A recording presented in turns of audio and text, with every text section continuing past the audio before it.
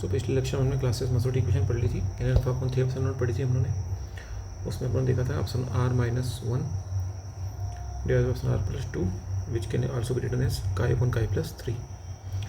So it can also be written as n alpha upon 3 epsilon naught ma by rho epsilon r minus 1 divided by epsilon r plus 2. Now we will discuss about the boundary condition on electric field. Suppose we have a sphere and this is the part, very small part of this sphere. So sigma charge density will be q by 4 pi epsilon naught r square. So electric field inside will be 0 because it's conducting and surface is kq upon r square. It can also be written as sigma upon epsilon naught. So it is conducting hollow sphere, inside charge will be 0, all charges will be outside. So you can see, what you can see, that if E2 is perpendicular, E2 electric field outside, E1 is inside. So what is happening here? E2 minus E1 means difference of those perpendicular electric fields of inside and outside of the medium is sigma by epsilon naught, because inside is 0, only outside will be remembered.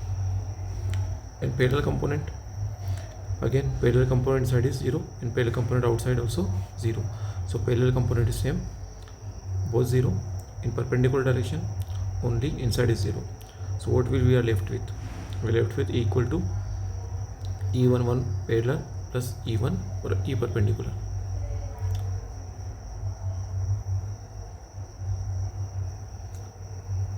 In point sheet, E2 perpendicular will be E1 perpendicular. Now A dielectric boundary condition, देखो कोई dielectric medium 1 और medium 2 है, ठीक है। अब देखो यहाँ पे क्या है, 2 मीडियम हो गए तो इलेक्ट्रिक फील्ड इधर से इधर गया, ठीक है। और ये अपना E11 और ये E211 हो गया और E11 इधर निकल गया। अब परपेंडिकुलर डायरेक्शन किधर आएगी इसके, E2 के ये वाली परपेंडिकुलर और E11 के ये वाली परपेंडिकुलर आ गई और ये वाली कहाँ आ गई, पैरेलल आ गई। सो E1 कितना निकला total, E1 parallel plus E1 perpendicular, ऐसे ही E2 क्या निकला, E2 parallel plus E2 perpendicular. So यहाँ से देखो क्या निकला, E1 parallel equal to E2 parallel, so it will also be the same, and we know that d upon epsilon naught equal to E, d equal to epsilon naught E, so d upon epsilon equal to E, so this will be the answer. So epsilon naught d11 epsilon 1 d2 parallel. So this is the boundary condition in tangential component of the displacement vector. So d1 perpendicular minus d2 perpendicular equal to sigma, and this will be the our answer. Epsilon naught E1 perpendicular minus epsilon 2 E2 perpendicular equal to sigma. Now when sigma is 0, what will happen in the case of sigma is 0? D1 perpendicular minus D2 perpendicular equal to 0 and D1 perpendicular equal to D2 perpendicular. So we are left with epsilon 1 E11 minus epsilon 2 E perpendicular. So this will be a final boundary condition. Now check out with this. Suppose this is E2 and this is E1. It is making an angle of theta 1 for E1, theta 2 for E2. So this angle will be 90 minus theta. And what will be direction? This will be E2 perpendicular, which is E2 cos theta, and this is E2 parallel will be E2 sin theta. Here also this is E1 cos theta and this is E1 sin theta. So this will be our equation. This can, and this is the, it can also be written into this form because it's cos theta form. The parallel component, this part. Hope you got it. So when you solve this equation, you are getting these 4 equations. Now what in the case we have kept conductor and dielectric. This is the dielectric, this is conductor. What will happen in this condition? E2 parallel equal to E2 perpendicular, E2 parallel equal to E2 perpendicular equal to 0 because inside is 0. Inside electric field is always 0, that's why it's 0. And E11 parallel, what will happen? 0 only. In the normal direction will be there. So when you write D1 and normal direction minus D2n equal to sigma, and D2n is 0, inside is 0, so D1 equal to D equal to sigma. When you solve it, you are having E perpendicular to sigma upon epsilon naught.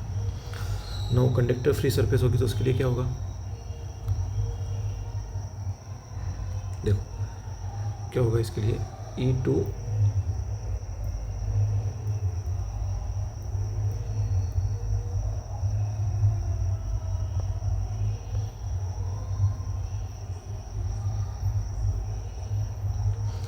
So what will happen here? D perpendicular equal to sigma, E perpendicular sigma epsilon naught, and D11 0 equal to parallel, E1 parallel also 0. Now we have question: two extensive homogeneous isotropic dielectrics meet on plane z equal to 0 for z greater than 0. This was the epsilon value. For z less than 0, epsilon naught value. Now for electric field is applied, exist for z greater than 0, find E2 for z less than equal to 0. The angles E1 and E2 make with interface. The energy density is joule per meter cube in both dielectrics, and the energy with a cube of side 2 meters centered at the 3 4 minus 5. So this is our electric field. This is z less than 0 and this is z greater than 0. This is epsilon r2 and this is epsilon r1. We have to calculate now epsilon r2. Now we know that what we know that in parallel direction electric field are same. So d1 minus d2 are equal to same, and when we lead to this, and electric field normal to second medium will be epsilon of epsilon to E1n. So E2n from this we get epsilon of epsilon to E1n. Now we have normal direction 3k cap and tangential electric field in tangential direction in one medium can be written as this. Sorry, total is tangential plus normal. So from here tangential component E1 minus E1n. Just put it down here and you are getting the answer. From all here also E2n equal to E2n plus E2t. So E2t will be this. So E2n can be written as epsilon of epsilon to E1n. This will be 3k cap. Epsilon r1, epsilon naught, epsilon r2. E2n equal to 4 by 3, 3k cap.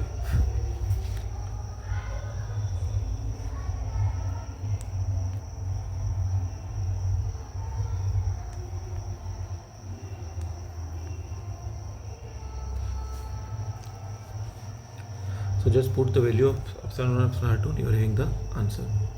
Now we are having E1 and E2 angle निकालना है अपने को. So tan alpha is E1 normal this direction, E1 t this L by A, perpendicular divided by base, normal divided by base we can write this. So we are having the 3 upon under root 29 and alpha is 3 upon under root. This one and this one angle will be the same. Now energy density we have to calculate. This is the formula. We have E1 square this, epsilon r1 this. So you can calculate epsilon naught and put it down here. We are getting the value. Similarly for energy density is for here. This is the trick. You can see here 3 power minus 5 by minus 6, so equal to u into dv and force is 6. Now we have reason y less than 0 consists of perfect conductor, while reason y consists of dielectric medium.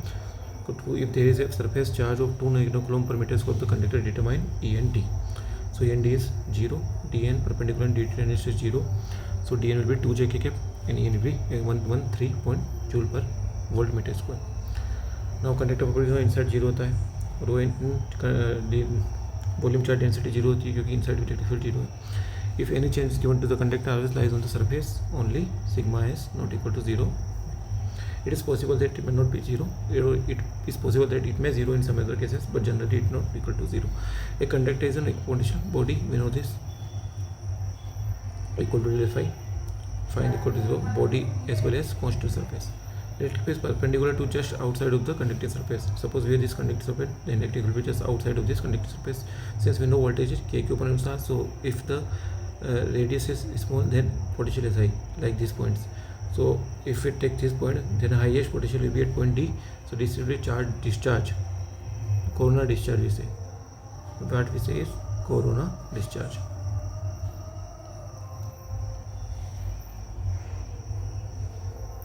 A homogeneous dielectric epsilon equal to 2.5 fills region 1 x less than 0 while region 2 x greater than 0 is free space. If D1 is this, find D2 and theta 2. If E2 and theta 2, find E1 and theta 1. Now suppose we have a conducting sphere and we have epsilon r and epsilon r1 s greater than 0 x less than x equal to 0, medium is 1 and 2. So E in tangential direction equal to E out in tangential direction will be equal to 0.